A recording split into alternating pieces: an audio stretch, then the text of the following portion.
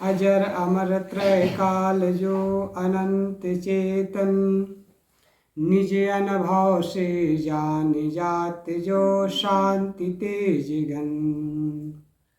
निर्विकार निर्द्वंद सदा सर्वोपरि सोई, निर्विकार निर्द्वंद सदा सर्वोपरि सोई। तेहि हित दिव्य रानी उद्बोधक जोई, मंगल करण विघ्न हरण। तेहि हित तेहि ध्यावत, शीश झुकावत श्री गुरुवर के चरण चित। यह तन विष की बेलरी, गुरु अमृत की खान। शीश दिए जो गुरु मिले, तो भी सस्ता जान। सदगुरु कबीर साहब की एक साखी है। ये कबीर मन निर्मल भया, जैसे गंगा नीर। पीछे पीछे हरि फिरे, कहत कबीर कबीर। कबीर साहब कहते हैं कि कबीर मन निर्मल भया। कबीर साहब कहते हैं मेरा मन निर्मल भया, निर्मल हो गया, पवित्र हो गया। कैसे पवित्र हुआ है? जैसे गंगा का नीर। गंगा का पानी कितना पवित्र होता है, कितना निर्मल होता है, कितना शुद्ध होता है कि उसको सालों साल तक के आप रखे रहो, वो गंदा नहीं होता है, दूषित नहीं होता है, उसमें विकार भी नहीं आता है और जीव भी नहीं पड़ता है। क्यों? क्योंकि गंगा का जल पवित्र होता है, निर्मल होता है। सीधी सी बात है, निर्मल होता है और रोग नाशक होता है। उसमें हिमालय की जड़ी बूटियाँ मिली हुई होती है और हिमालय की जड़ी बूटियों से होकर के आने के कारण से, औषधि गुण होने के कारण से वो पवित्र होता है, निर्मल होता है। तो कबीर साहब उदाहरण देते हैं कि कबीर मन निर्मल भया, मेरा मन गंगा जल के समान पवित्र है। आप गंगा का जल देखते होंगे, कहाँ देखते होंगे? हरिद्वार और ऋषिकेश कोई गया होगा तो गंगा का जल कितना पवित्र होता है, कितना निर्मल होता है, देखे हैं? ऋषिकेश में प्रायः, हरिद्वार में तो स्नान करने के कारण से पानी थोड़ा सा हलचल रहता है, पानी में कुछ थोड़ा सा गंदगी भी आ जाती है। किंतु ऋषिकेश में जब पहाड़ी इलाका से वो नीचे जमीन पे आता है, नदी गंगा, तो वहाँ का जल, वहाँ जल का स्तर होता है करीब करीब 30 फीट 40 फीट गहरा पानी होता है। किंतु उस 40 फीट गहरे पानी के नीचे यदि कोई श्रद्धावश सिक्का डाला होता है तो वो सिक्का भी नजर आता है। आता है ना? आता है। देखे हैं? अब आप अपने पास आस पास के कोई पानी भरा हुआ हो और उसमें कुछ डाल दो तो दिखाई देता है? कौन दिखाई? अब गहरा कितना होता है? ज़्यादा से ज़्यादा 3 फीट 4 फीट गहरा होगा। 3 फीट 4 फीट गहरे पानी में कुछ डाल दो तो वो नज़र नहीं आता है। किंतु गंगा के जल 40-40 फीट गहरा होने के बाद, पानी भरा होने के बाद भी उसमें कुछ भी हम डालते हैं तो वो दिखाई देता है। कितना निर्मल है, कितना स्वच्छ, कांच की तरह है, निर्मल होता है, तब उसमें वो पवित्र होता है। तो कहने का भाव है, कबीर साहब उदाहरण दे रहे हैं कि जैसे गंगा का नीर पवित्र होता है, शुद्ध होता है, निर्मल होता है, वैसे ही मेरा मन निर्मल हो गया है। तो भगवान भी मेरे पीछे पीछे घूमते हैं। भगवान के आज आदमी पीछे पीछे जाता है। पीछे पीछे क्या जाता है? भगवान नहीं, भगवान के मंदिर में पीछे पीछे जाता है। वहाँ भगवान भी नहीं, भगवान का मूर्ति है, जो प्रतिमा रखी होती है, भगवान की प्रतिकृति होती है ना? वो उसका एक रूप बना करके रखा गया होता है और आदमी वहाँ जा करके पूजा करता है, आराधना करता है। कबीर साहब क्या कहते हैं? भगवान मेरे पीछे पीछे घूमते हैं। कब?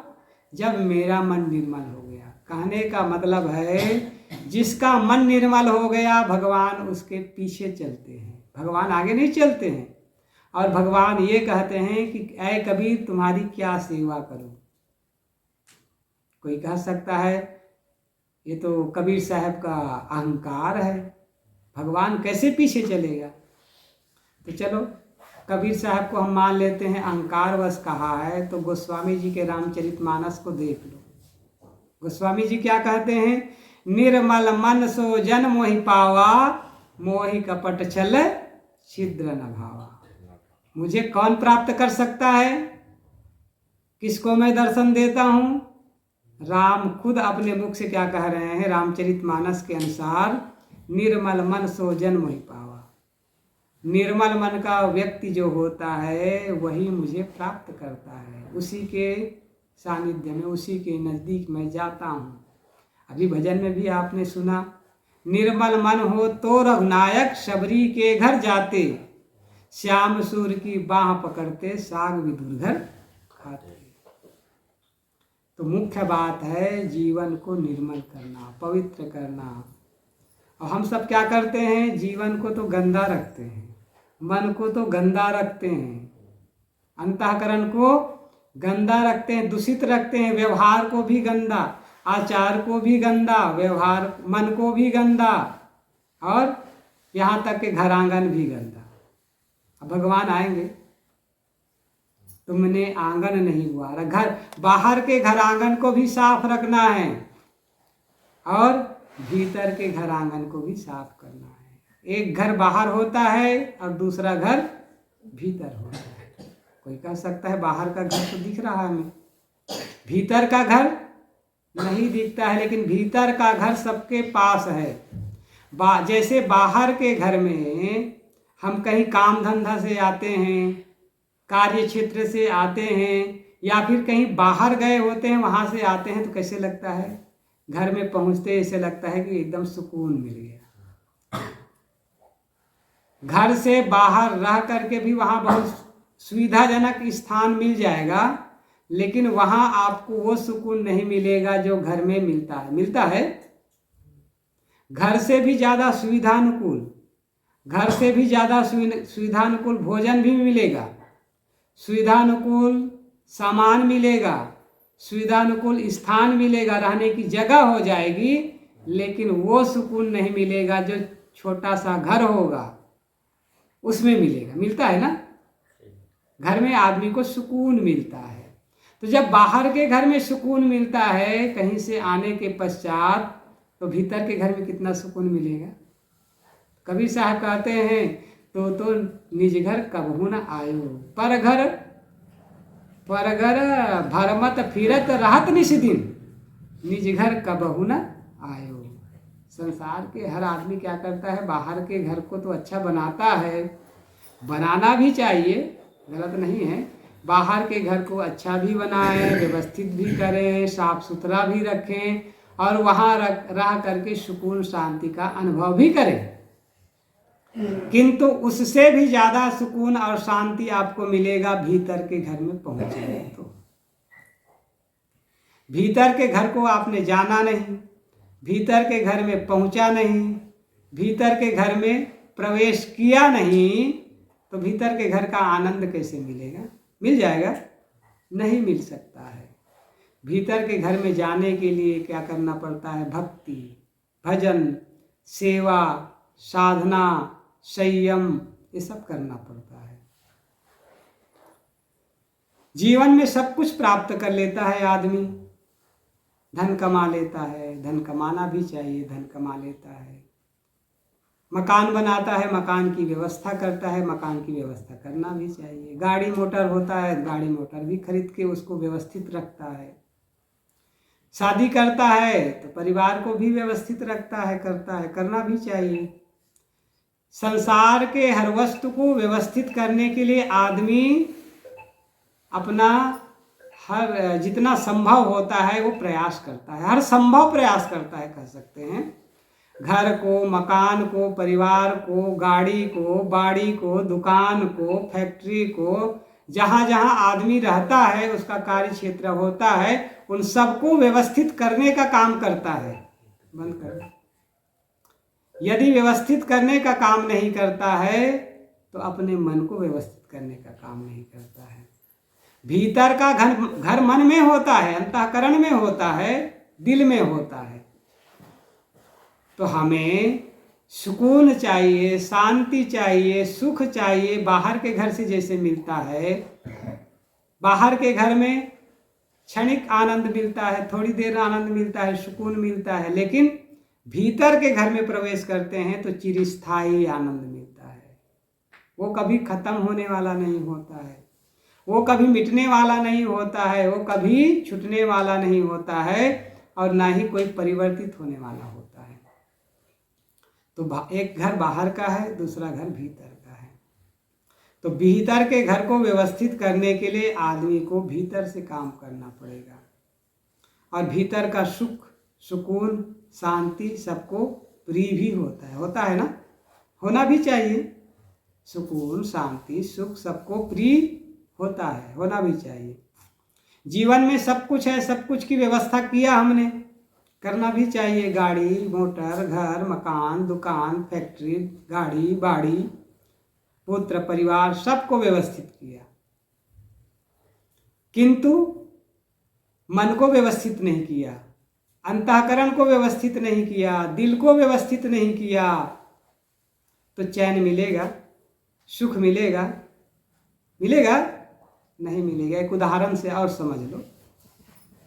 एक आदमी था, किसान था, आज से 60-70 साल पहले की घटना मान के चलो, है ना, अभी के वर्तमान की घटना नहीं है, 70 साल पहले की घटना है, कहानी नहीं। एक आदमी था, तो उस समय, आज मोटर किसी के पास गाड़ी होती है तो 10-20 लाख की गाड़ियां खरीदते हैं, तो उसको कहते हैं धनी आदमी, है ना। तो उस समय जो साइकिल खरीदता था 70 साल पहले, जिसके पास हरकुलस या हीरो की साइकिल हो जाए या नेले की साइकिल हो जाए, तो उस आदमी को धनी आदमी माना जाता था। तो एक आदमी, संपन्न आदमी, क्या खरीदा? साइकिल खरीदा। अब साइकिल खरीदा, नई साइकिल, तो साइकिल को घर से निकालता और कहाँ जाता? खेतों में जाता, और जहाँ भी जाना होता वहाँ जाता। तो कैसे जाता? जैसे घर से साइकिल को निकालता तो पैदल चल के साइकिल को हाथ में लेकर के चलते हुए जाता। तो लोग देखते कि हाँ, नई साइकिल खरीदा है, तो हो सकता है चलाना नहीं आता होगा। तो चलाना नहीं आता होगा तो सीखने के लिए भी जाता होगा, खेतों की तरफ जाता होगा, मैदान होगा कहीं, या रास्ता में जा कर के सीखता होगा।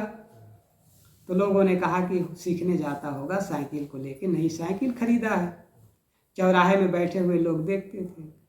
कुछ घंटे के बाद वो आदमी फिर उसी रास्ते से आता, फिर वैसे ही आता, साइकिल को हाथ में लेकर पैदल चलते आता। 1 दिन देखा, 2 दिन देखा, 3 दिन देखा, 4 दिन देखा। लोग सोचते थे सीख रहे होंगे, पूरा नहीं सीखे होंगे, इसलिए जाते आते हैं ऐसे। गिर जाएंगे तो फिर हाथ पैर टूट जाएगा तो उल्टा हो जाएगा। जब महीना दिन देख लिए लोगों ने कि हाथ से पकड़ करके वो चलते हुए जाता है और पकड़ के चलते हुए आता है, तब लोगों से रहा नहीं गया। और लोगों ने पूछा, अरे भाई रुका आदमी। उन्होंने कहा, भाई साहब ये बताइए, आपने नई साइकिल खरीदा है लेकिन चढ़ के क्यों नहीं चलाते हैं? जैसे उसने पूछा चढ़ के क्यों नहीं चलाते, वो बताना ही चाहता था कि दूसरा आदमी बोल पड़ा, क्योंकि 10 आदमी खड़े हुए थे ना। तो दूसरा बोल पड़ता है उसमें से, अरे हो सकता है इसके साइकिल की हैंडल खराब होगी, टेढ़ी होगी। साइकिल की हैंडल टेढ़ी हो जाती ना, चलाए हैं उसको पता होगा, हैंडल टेढ़ी हो जाएगी और चढ़ के चलाओगे तो कहाँ जाएगी? सड़क में चलाओगे तो खेत में जाके गिर जाओगे ना। तो आदमी है, साइकिल के हैंडल भी टेढ़ी होती है, ठीक नहीं हुआ है तो नहीं चलाता है तो सीधी करके चलाता है, नहीं तो गड्ढे में जाके गिर जाएगा। तो किसी ने कहा कि अरे हाँ, हो सकता है साइकिल की हैंडल टेढ़ी होगी इसलिए नहीं चलाता है। तो उसी में से और किसी ने बोला, अरे हो सकता है इसकी पैडल टूटी होगी इसलिए भी नहीं चला सकता है आदमी। किसी ने बोला अरे हो सकता है सीट टूटी होगी इसलिए नहीं चलाता होगा, तो सबकी जवाब एक साथ देता है वो आदमी, मेरी साइकिल नई है, इसकी हैंडल भी ठीक है, पैडल भी ठीक है और सीट भी ठीक है। तो लोगों ने एक साथ, वो 10-12 लोग खड़े थे, एक साथ पूछते फिर चलाते क्यों नहीं साइकिल, चढ़ करके क्यों नहीं चलाते हैं?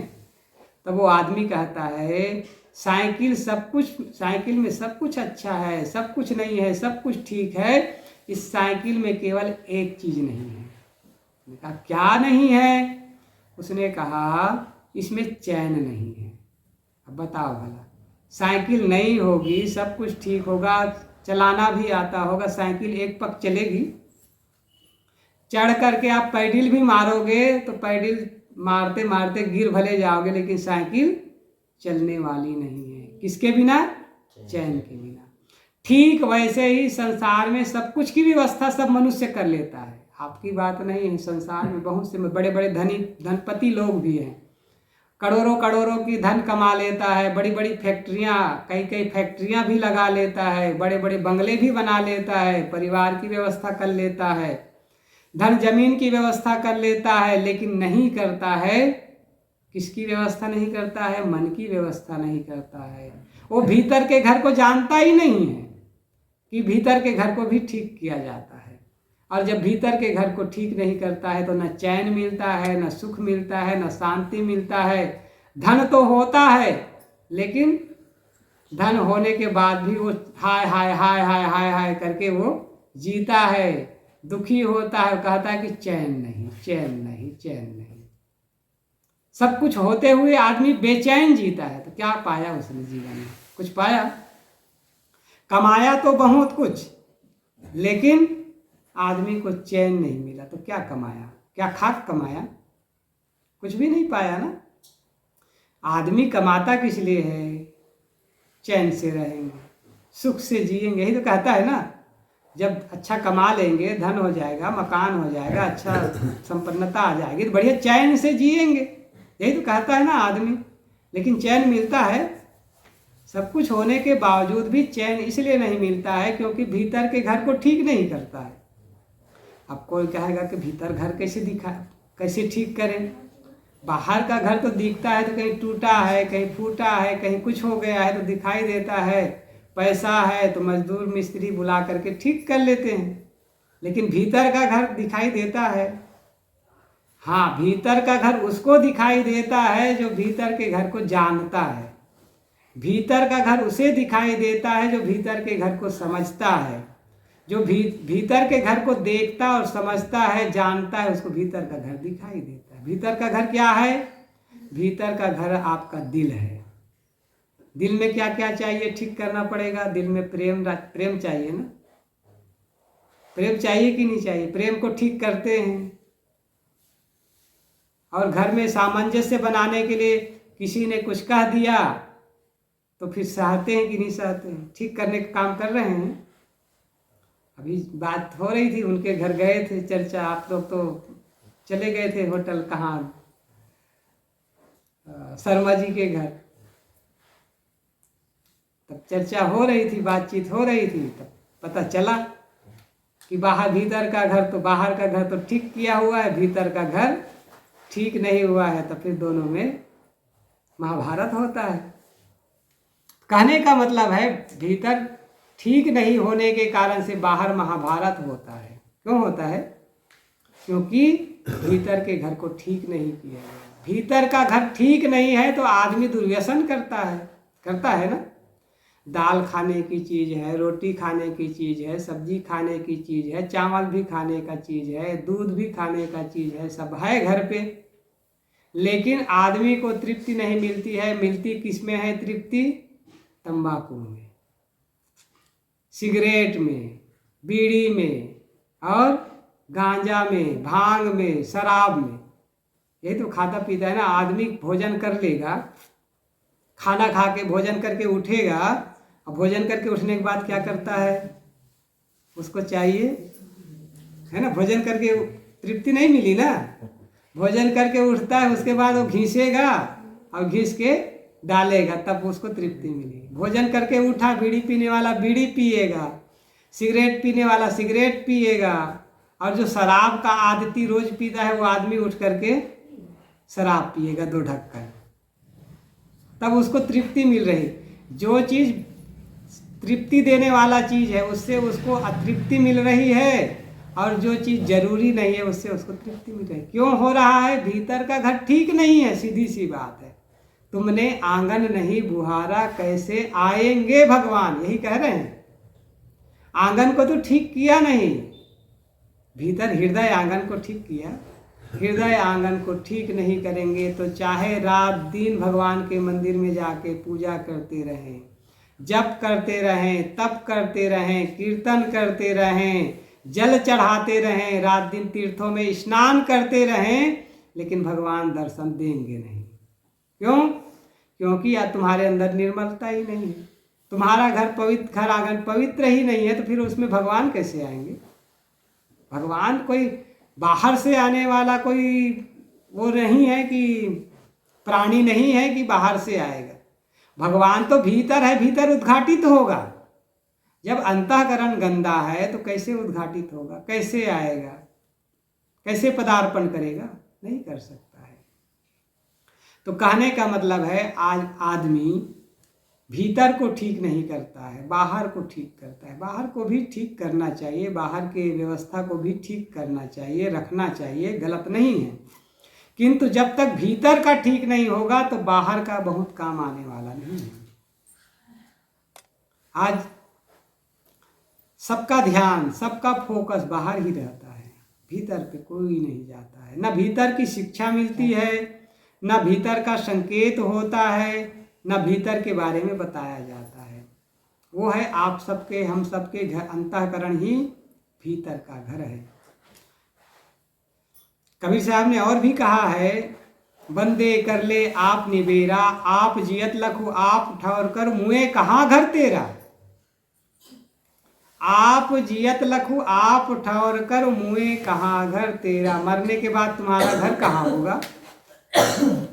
जीते जी तो घर दिखाई दे रहा है हमें, यहाँ घर है। कहाँ घर है?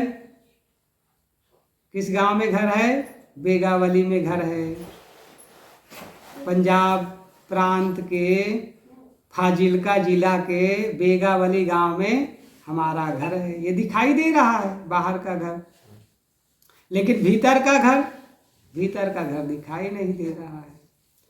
और जब दिखाई नहीं दे रहा है, समझ में नहीं आ रहा है, तो फिर ठिकाना कैसे हो? कबीर साहब कहते हैं, आप जियत लखु आप ठौर करो।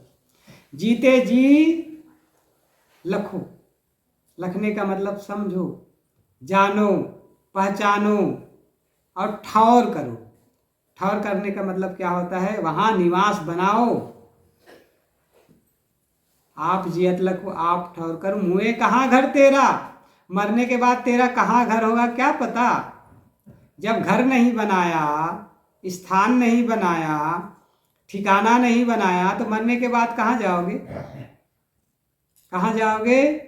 गाय, भैंस, घोड़े, गधे, बिल्ली, कुत्ते, चूहा, छछूंदर, छिपकली, तमाम कीट पतंग योनियों में जाओगे ना, वही तो घर होगा ना।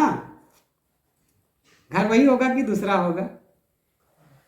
जब घर नहीं बनाएंगे, घर मतलब अंतःकरण को पवित्र नहीं करेंगे, मनुष्य योनि में आने लायक काम नहीं करेंगे, तो कहाँ जाएंगे?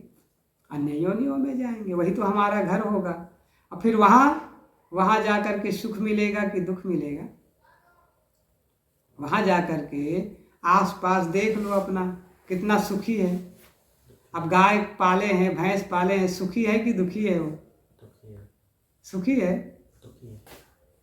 भाई वो बोल नहीं सकता, इसका मतलब वो सुखी है ऐसा नहीं है। उसके पास बोलने की संवेदना व्यक्त करने की जुबान नहीं है। अब जाके देखोगे तो मच्छर चूस रहा होगा ना उसको। अब मच्छर चूस रहा होगा तो आनंद उसको आ रहा होगा कि दुख लग रहा होगा। लेकिन ना बोल सकता है, ना बोल सकती है भैंस गाय, ना व्यक्त कर सकती है, ना सुविधा अनुकूल करो मेरे लिए, मैं दूध देती हूँ, बोलेगी? इतना दूध देती हूँ, मेरे को सुरक्षा किया करो, मेरे को ठीक रखा करो, मेरे लिए ऑल आउट लगा दिया करो, मच्छर भाग जाए। कहेगी कि मेरे दूध बेचते हो, कहेगी ना। उसके पास समझ है, ना बोल सकती है, लेकिन दुख पाती है। कहने का मतलब है उस योनियों में चले जाने के बाद केवल दुख ही पाना है। दुख के अलावा कुछ नहीं मिलता है। भोजन तो मिल जाता है, लेकिन भोजन से पेट भर जाता है, लेकिन मन अनुकूल चीज़ें नहीं मिलता है, तो हमेशा वो दुखी रहता है, व्यक्त नहीं कर सकता है। तो हम आप सबको सुंदर मनुष्य जीवन मिला हुआ है, सुंदर बुद्धि मिली हुई है। अपनी भावनाओं को, अपनी संवेदनाओं को, अपने दुख को, अपने दर्द को अभिव्यक्त कर सकते हैं, बोल सकते हैं, बता सकते हैं, ठीक कर सकते हैं। ऐसा सुंदर मनुष्य जीवन मिला हुआ है, सुअवसर मिला हुआ है, और एक बार चूक गया तो फिर से मिलने वाला नहीं है। मिलेगा कब मिलेगा? 84 लाख योनियों में घूम करके आएंगे, तब कहीं मिलेगा। अब के पासा जो चुके 184 जाए। इतना सुअवसर मिला हुआ है, सुंदर मनुष्य का जीवन मिला हुआ है, और उसको आदमी चूक जाता है तो फिर केवल पछताने के अलावा और कुछ भी हाथ नहीं आता। फिर कहना पड़ेगा हाय हमको नहीं मिला, हाय हमको नहीं मिला। एक उदाहरण आता है, अकबर और बीरबल की कहानी आती है। अकबर ने पूछा बीरबल से कि बीरबल ये बताओ मेरे हथेलियों में बाल क्यों नहीं है? तो बीरबल ने कहा हुजूर आपके हथेलियों में बाल इसलिए नहीं है क्योंकि आप दान देते रहते हैं, इसलिए दान देते देते आपके हथेलियों के बाल झड़ गए। बीरबल ने जवाब दिया, लेकिन उससे अकबर सहमत नहीं हुए, इसलिए दोबारा पूछते हैं, अच्छा बीरबल मेरे हथेलियों के बाल दान देते देते झड़ गए, ठीक है, लेकिन तुम्हारे हथेलियों में भी तो बाल नहीं हैं। तब बीरबल क्या कहते हैं, हुजूर आपके हथेलियों के बाल दान देते देते झड़ गए और मेरे हथेलियों के बाल दान लेते लेते झड़ गए, क्योंकि मुझे ही तो मिलता है ज़्यादातर। तब अकबर ने सोचा देखो इतना चतुर है, देखो मेरे हथेलियों के बाल झड़ गए, अपने हथेलियों के बाल झड़ गए कह रहे हैं। तब अकबर ने फिर पूछा, अच्छा ये नगर के लोग और जितने मेरी प्रजा है और ये जितने सभासद है सबके हथेलियों में भी बाल नहीं है, इनके हथेलियों के बाल क्यों झड़ गए? तब बीरबल ने फिर कहा, हुजूर आपके हथेलियों के बाल दान देते देते झड़ गए, मेरे हथेलियों के बाल दान लेते लेते झड़ गए, और जितनी प्रजा है आपके उनकी हथेलियों के बाल इसलिए झड़ गए कि हाय हमको नहीं मिला, हाय हमको नहीं मिला, हाथ मलते मलते झड़ गए। तो वैसे ही हाथ मलना पड़ेगा ना, हाथ मलने से कोई काम बनने वाला है, पछताने से कोई काम बनने वाला नहीं है। जो सुअवसर मिला हुआ है, जीवन मिला हुआ है, कितना सुंदर सुअवसर मिला हुआ है, बीत जाने के बाद वो फिर से लौट कर आता नहीं है। अब किसी की जवानी चली गई तो जवानी आ जाएगी, अब कोई जर्जर अवस्था में चला गया तो अधेड़ अवस्था भी नहीं आ सकती है, आ जाएगी, मिल जाएगी, नहीं मिलने वाला है। अब कोई कहे 1 साल हमने पढ़ाई किया और 1 साल पढ़ाई करते करते अच्छा नहीं किया, फेल हो गया, तो फेल हो गया तो 1 साल उसका लौट के आ जाएगा, लौट करके मिलने वाला नहीं है। जो आदमी समय को नहीं पहचानता है, अवसर को नहीं पहचानता है, अवसर उसे धोखा दे देता है।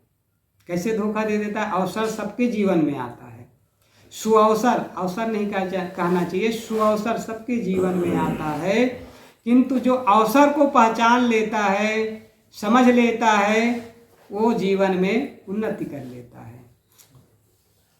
और जो आदमी सुअवसर को नहीं पहचानता है, सुअवसर को नहीं समझता है, अवसर को नहीं पकड़ पाता है, उसे केवल हाथ मलने के अलावा, पछताने के अलावा कुछ भी हाथ नहीं बचता है। कैसे एक चित्रकार ने एक चित्र बनाया, बड़ा विचित्र चित्र बनाया हुआ था, इंसान का चित्र था लेकिन विचित्र था। प्रदर्शनी लगी हुई थी, सब अपने अपने चित्रों की प्रदर्शनी लगाया हुआ था, कोई किसी का चित्र बनाया था, कोई किसी का चित्र बनाया था। सबके चित्रों को लोग देख रहे थे, घूम रहे थे। तो एक चित्रकार ने चित्र बनाया था, किसी इंसान का दौड़ते हुए चित्र, भागते हुए चित्र बनाया हुआ था, और वो चित्र विचित्र था। कपड़ा उसका इतना चुस्त पहना हुआ था जैसे कपड़े अंग में चिपका हुआ हो, इतना चुस्त कपड़ा उसका बनाया। कपड़ा तो पहना था, लेकिन कपड़ा में रंग भी भरा हुआ था, लेकिन कपड़ा ऐसा था कि बिल्कुल चिपका हुआ था, उसको कोई पकड़े तो पकड़ाएगा। और वो दौड़ रहा था जैसे दौड़ने वाला होता है ना, चुस्त कपड़ा पहन के दौड़ते हैं ना, तो वैसे दौड़ते हुए आदमी का चित्र बनाया था। और उस चित्र में उसका चेहरा बालों से ढका हुआ था। जो चेहरा होता है वो किसी आदमी के, किसी इंसान के पहचान का साधन होता है, पहचाना जाता है चेहरे से आदमी को। और चेहरा खुला होता है, चेहरे में बाल होता भी है, तो जहाँ जहाँ बाल होने की जगह है वहाँ बाल होता है, बाकी चेहरा साफ होता है। और बाल होता भी है तो इतने लंबे लंबे बाल नहीं होते हैं, होता है दाढ़ी में होता है तो नीचे होता है, चेहरे में नहीं होता है। तो कहने का मतलब है चेहरा पूरा बालों से ढका हुआ था। सामने बाल इतना लंबा लंबा था कि वो बाल लटक करके चेहरे को ढक लिया हुआ था। केवल चेहरे का आकार थोड़ा मोड़ा कहीं कहीं से दिख रहा था। और पीछे आदमी का बाल होता है, महिलाएं हैं तो लंबे लंबे बाल होता है, और जेंट्स है तो छोटे छोटे बाल होता है, लेकिन बाल पीछे प्रायः होता है। और किसी को कोई गंजा हो जाता है तो सामने से गंजा होता है, पीछे से गंजा कम होता है। तो चित्रकार ने चित्र बनाया था तो सामने तो बाल इतना घना था कि लंबे लंबे, वो पूरा चेहरा ढका हुआ था गले तक, और पीछे बिल्कुल आधे के पीछे का हिस्सा बिल्कुल सफाचट। अब वो आदमी दौड़ रहा है, तो लोगों ने पूछा उस चित्र को देख करके, जो भी जाता चित्रकार से पूछता, ये किसका चित्र बनाया है, कौन है, इंसान का क्या नाम है, कौन है। उसने कहा कि ये चित्र जो है, विचित्र चित्र जो दिख रहा है, ये इंसान का चित्र मैं बनाया जरूर हूँ, लेकिन ये रूपक है अवसर का। उसने कहा समय का चित्र है, अवसर का चित्र है, कैसे ये अवसर का चित्र है।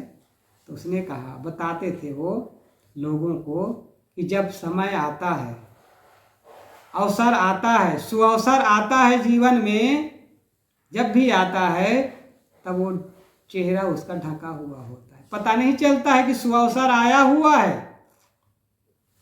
अब जब सुअवसर आने के बाद थोड़ा थोड़ा पता चलने लगता है कि अरे अच्छा अवसर आया है, अमुक काम करना चाहिए, तब तक पता लगता है कि वो अवसर, समय तेजी से निकल रहा है, लगता है ना, तेजी से निकल रहा है। तब हम क्या करते हैं, पकड़ें, काम करें, काम बनाएं, इस अवसर का लाभ लें।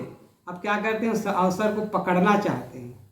अब पकड़ना चाहते हैं तो झट से पकड़ लें हाथ से, ये सोचते हैं। तब वो क्या होता है, जब पीछे बाल हो तो पकड़ में आ जाए। दौड़ रहा इंसान, मान लीजिए चित्र में पीछे लंबे बाल होता, मान लीजिए चेहरे में लंबा बाल बनाए थे, पीछे लंबा बाल होता तो पीछे लंबे बाल को पकड़ लेते, उसका कपड़ा लटकते रहता, फैलते रहता तो कपड़ा पकड़ लेते, रुक जाता वो अवसर। लेकिन ऐसा नहीं है, अवसर जब निकलता है तो पता नहीं चलता है, क्योंकि वो ढका हुआ होता है। और जब निकलने लगता है सुअवसर, तब आदमी पकड़ना चाहता है, तो अवसर जब चूक जाता है तब केवल हाथ मलने के अलावा कुछ भी नहीं बचता है। इसीलिए किसी ने बहुत सुंदर कहा है, चिड़िया चुग गई अब पछताए होत क्या, जब चिड़िया चुग गई खेत। तो हम सब आपको सुंदर मनुष्य जीवन मिला हुआ है, ये सुअवसर है। इसी को कहा जाता है भाग्य जागृत हुआ तो आप हम सबको मनुष्य का जीवन मिला हुआ है। जिसका भाग्य उदय होता है उसको मनुष्य का जीवन मिलता है ना, कि सबको मिलता है। जिसका भाग्य उदय हुआ तो मनुष्य का जीवन मिला। जिसका सौभाग्य उदय होता है उन्हें संत गुरुजनों का सानिध्य मिलता है। आपके गांव में कितने इंसान होंगे संख्या में? नहीं में तो 1-1.5 हज़ार होंगे। 1-1.5 हज़ार मनुष्य हैं, तो उनको मनुष्य जीवन का भाग्य तो मिला है ना। उनके भाग्य में मनुष्य जीवन लिखा था, तो मनुष्य जीवन मिला हुआ है। लेकिन उनका सौभाग्य जागृत नहीं हुआ है, इसलिए संतों का सानिध्य नहीं मिला है। सौभाग्य जागृत नहीं हुआ है। सौभाग्य जागृत करने के लिए संतों के सत्संग में, ज्ञान चर्चा में जाएंगे तो संस्कार बनेगा। अब संस्कार ही नहीं बना है तो सौभाग्य कैसे जागृत होगा? ऐसा नहीं है कि हम खेत में गेहूं का बीज ना डाले हों और गेहूं अपने आप उग जाए। उग जाएगा? उग जाएगा? नहीं उगेगा। और घास तो बिना बीज डाले ही उग जाएगा। तो हमने मनुष्य जीवन का सौभाग्य नहीं डाला है, संस्कार नहीं डाला है। मनुष्य जीवन तो प्राप्त कर लिए हैं, लेकिन संत गुरुजनों के सानिध्य का बीज नहीं डाला है, तो क्या मिलने वाला है? मनुष्य जीवन तो मिल गया है, लेकिन सौभाग्य जागृत नहीं हुआ है। सुअवसर पा करके, सुअवसर मिला हुआ है, फिर भी आदमी उसे छोड़ जाता है, चूक जाता है। सुंदर मनुष्य जीवन मिला हुआ है, उसे चूकने वाला आदमी क्या कहलाता है? क्या कहलाता है? नादान। और कठोर शब्द में कहें तो मूर्ख कहलाता है, अनाड़ी कहलाता है। आदमी आज अनाड़ी मूर्ख कहलाना जरूर नहीं चाहता है, लेकिन काम क्या करता है? काम वही करता है जो अनाड़ी और मूर्ख कहलाए, लेकिन कहलाना चाहता है बुद्धिमान। तो कहने का तात्पर्य है, मुख्य विषय पर आते हैं। मैंने शुरू किया था, अंतःकरण हमारा घर है, आपका घर है। बाहर का घर को अच्छा रखें, बाहर के घर को व्यवस्थित करें, रखें, बनाएं, अच्छी बात है। काम भी करें, मकान भी बनाएं, हर चीज़ की व्यवस्था करें। किंतु भीतर भी घर है, अंतःकरण में घर है, अंतःकरण रूपी घर है, जहाँ आत्मा रूपी परमात्मा का वास होता है ना। आत्मा का वास कहाँ होता है? वही परमात्मा रूप है। अभी सवेरे के सत्र में बताया गया, उसका वास कहाँ होता है? हृदय में होता है। उस घर आंगन की व्यवस्था नहीं किया, सफाई नहीं किया, सुरक्षा नहीं रखा, उसको जाना नहीं, परखा नहीं, ठीक किया नहीं, तब क्या होगा? सुंदर मनुष्य जीवन तो मिला हुआ है, लेकिन सौभाग्य जागृत नहीं किए तो आगे केवल पछताने के अलावा कुछ भी नहीं मिलने वाला है। न सुकून मिलेगा, न शांति मिलेगा, न सुख मिलेगा, न चैन मिलेगी। फिर मनुष्य जीवन प्राप्त करके सब कुछ पाने के बाद बिना चैन के हाय हाय करते संसार से चले गए तो क्या पाया? क्या पाया? धन पाया। किसी ने बहुत सुंदर कहा है, धन पाया या फिर धन खोया तो कुछ नहीं खोया। धन पाया तो बहुत कुछ नहीं पाया। दो तरीका है। पहला तरीका है, धन खोया तो कुछ नहीं खोया, स्वास्थ्य खोया तो कुछ खोया, और चरित्र खोया तो सब कुछ खोया। इंग्लिश वाले कहते हैं, if wealth is last nothing is last, if health is last something is last, if character is last everything is last. English वाले कहते हैं, बात वही है। तो मैं कह रहा था, यदि धन पाया तो बहुत कुछ नहीं पाया। हाँ, यदि ज्ञान पाया तो बहुत कुछ पाया, और मुक्ति पाया तो सब कुछ पाया। पाया ना? धन पाया तो थोड़ा पाया, नहीं के बराबर है। धन नहीं के बराबर क्यों है? कोई कह सकता है धन पाए हैं तो कुछ तो पाए हैं, लेकिन धन पाए तो कुछ नहीं पाया। क्यों? धन पाए, आपने मान लीजिए धन पाया, कमाया, एक पद साथ में बोलेंगे, तुमने आंगन नहीं बुहारा, तुमने आंगन नहीं बुहारा, कैसे आएंगे भगवान। तुमने आंगन नहीं बुहारा, तुमने आंगन नहीं बुहारा, कैसे आएंगे भगवान, कैसे आएंगे भगवान। हर कोठरियाँ कलमल कषाय की लगी हुई है ढेरी, हर कोठरियाँ कलमल कषाय की लगी हुई है ढेरी, कहीं ज्ञान की किरण न मिलती, हर कोठरिया अंधेरी, कहीं ज्ञान की किरण न मिलती, हर कोठरिया अंधेरी। तेरा घर आंगन चौबारा, तेरा गंदा पड़ा दुआरा, तेरा घर आंगन चौबारा, तेरा गंदा पड़ा दुआरा, कैसे आएंगे भगवान, कैसे आएंगे भगवान। तुमने आंगन नहीं बुहारा, तुमने आंगन नहीं बुहारा, कैसे आएंगे भगवान, कैसे आएंगे भगवान।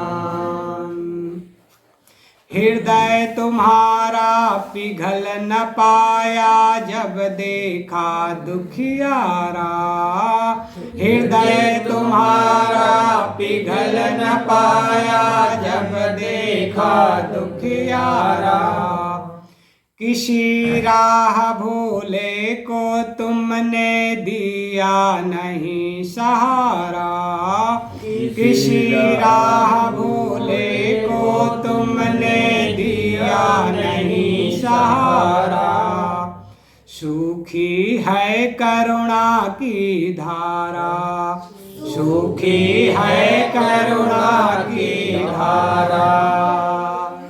तुमने आंगन नहीं बुहारा, तुमने आंगन नहीं बुहारा, कैसे आएंगे भगवान, कैसे आएंगे भगवान। अंतर का पट खोल देख लो, ईश्वर पास मिलेगा, अंतर का पट खोल देख लो, ईश्वर पास मिलेगा। हर प्राणी में ही परमेश्वर का आभास मिलेगा, हर प्राणी में ही परमेश्वर का आभास मिलेगा। अंतर का पट खोल देख लो, ईश्वर पास मिलेगा, अंतर का पट खोल देख लो, ईश्वर पास मिलेगा। हर प्राणी में ही परमेश्वर का आभास मिलेगा। इस पर तुमने नहीं विचारा, इस पर तुमने नहीं विचारा, कैसे आएंगे भगवान, कैसे आएंगे भगवान। तुमने आंगन नहीं बुहारा, तुमने आंगन नहीं बुहारा, कैसे आएंगे भगवान, कैसे आएंगे भगवान। निर्मल मन हो तो रघुनायक शबरी के घर आते, निर्मल मन हो तो रघुनायक शबरी के घर आते। श्याम शूर की बाह पकड़ते, साग विदुर घर खाते। श्याम शूर की बाह पकड़ते, साग विदुर घर खाते। सच्चे मन से नहीं पुकारा, सच्चे मन से नहीं पुकारा, कैसे आएंगे भगवान, कैसे आएंगे भगवान। तुमने आंगन नहीं बुहारा, तुमने आंगन नहीं बुहारा, कैसे आएंगे भगवान, कैसे आएंगे भगवान। बोलिए सद्गुरुदेव की जय हो। सद्गुरु कबीर साहब का एक प्रसिद्ध और मार्मिक साखी है, जो इस भजन के अनुसार, भजन के जो टोन है, भजन का जो अर्थ है, उसी को फॉलो करते हुए सद्गुरु कबीर साहब ने आरती हरि धन्यवाद साहिब आरती हो, आरती दीन दयाल साहिब आरती हो। ज्ञान आधार विवेक की बाती, सूरती जोत जहाँ जात साहिब आरती हो। ज्ञान आधार विवेक की बाती, सूरती जोत जहाँ जात साहिब आरती हो, आरती हो दयाल साहिब आरती हो, आरती हो दरस परस गुरु चरण शरण, दरस परस गुरु चरण शरण, टूट गयो यम जाड़ साहिब आरती हो, आरती हो निवास साहिब आरती हो, आरती दीन दयाल साहिब आरती हो।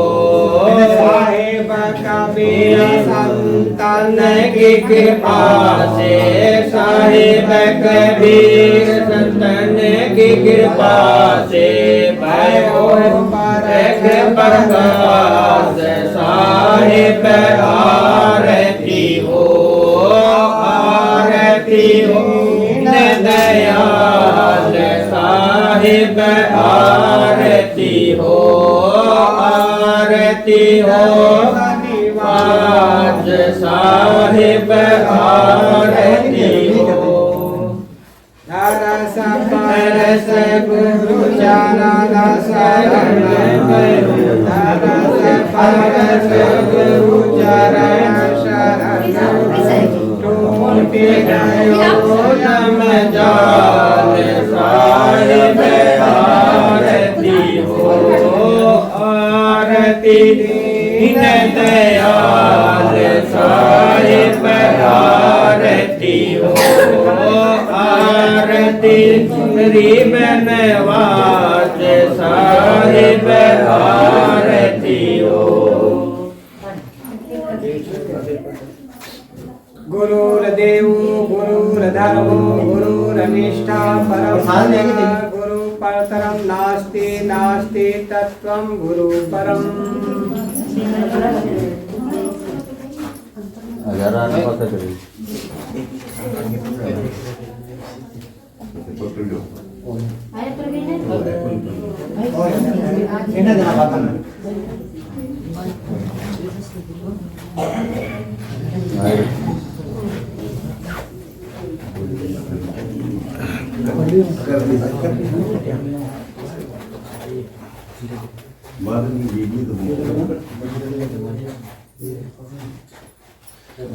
बंदनी है गुरुदेव तुमको, बंदनी है गुरुदेव, बंदनी है गुरुदेव तुमको,